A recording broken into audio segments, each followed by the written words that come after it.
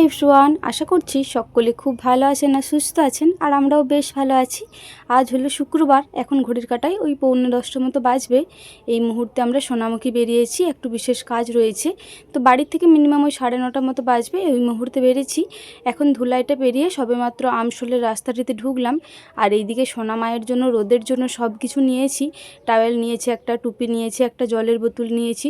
সব কিছুই আমার হাতের কাছে রেখেছি, তবে ও তো কোনো কিছুই পরবে না। টুপিটা পরাচ্ছি তাও খুলে দিচ্ছে, তোয়ালিটা দিচ্ছি তাও মুখের মধ্যে নেবে না, ওইটাও খুলে দিচ্ছে। তো বাতাসটা দিচ্ছিল, বেশ গাটা বাতাস লাগছিল, তবে মুখের মধ্যে হালকা রোদটা পাচ্ছিল। তো মায়ের মন ওই জন্য কেমন একটু লাগছিল।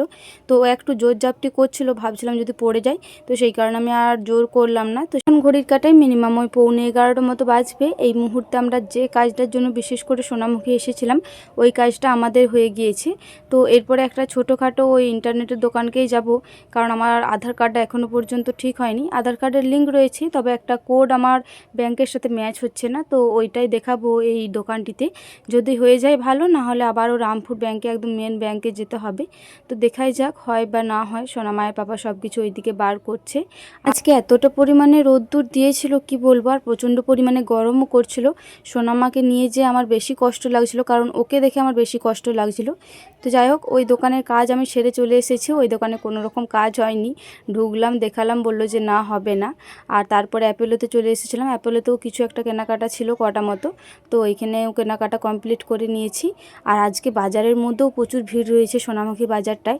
প্রত্যেক দিনই ভিড় থাকে, তবে আজকে মনে হচ্ছে একটু ভিড়ের পরিমাণটা বেশি। সোনামুখীতে আর কটা কিছু কেনাকাটার ছিল আমারই বিশেষ করে, তো ওগুলো সব কিছু কমপ্লিট করে এই মুহূর্তে আমরা ব্যাংকে চলে এসেছি। আজকে সোনামা না সারাদিন না খাওয়াই বলতে পারেন, ওকে উপোস দিয়েই রাখিয়ে দিয়েছিলাম। তো বাড়িতে এসে ওকে স্নান করিয়ে অল্প মতো খাবার খাইয়ে দিয়েছিলাম। সোনামুখী তো ওই একটা মতো কলা পাকা আর ওই যে ব্যাংকে বসে একটা মতো চিড়ে প্যাকেট ভাজা খাচ্ছিলো, ওইটা খেয়ে ওর পেট একদম দম হয়ে গিয়েছিলো। বাড়িতে এসে আর সেরকম কোনো খাবার খায়নি, এসে পরে স্নান করিয়ে খাবার খাইয়ে ও খেলছিল। ততক্ষণকে আমি ভাবলাম এই জামা প্যান্টগুলো একটু গোছ করে দিই।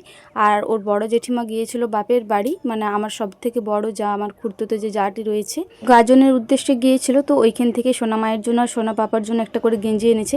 এত নরম গেঞ্জিগুলো, আর এই যে কার্টুনে যে ছাপগুলি রয়েছে, এই ছাপগুলি বেশ ভালো লাগছে। তো যাই হোক, চলুন, সোনা মা ওইদিকে খেলছে এক মনে, ততক্ষণকে আমি এইদিকে এগুলো গুছিয়ে দিই। এখন ঘড়ির কাটায় মিনিমাম ওই 2:45 মতো বাজছে। এই মুহূর্তে সবাইকার খাওয়া দাওয়া কমপ্লিট হয়ে গিয়েছে, আমার সোনা মায়ের পাপার, সোনা মায়ের। তো এরপরে ওকে ঘুম পাড়াবো, তো সেই কারণে বিশেষ করে তাড়াতাড়ি গুছিয়ে নিলাম। আর এই যে কিছু কেনাকাটাও করেছি, কি কি কিনেছি না কিনেছি সব না হয় একটা অন্য ভিডিওতে শেয়ার করে দেবো। আজকের ভিডিওটা এই পর্যন্তই, আবারও দেখা হবে পরবর্তী কোনো ভিডিওতে।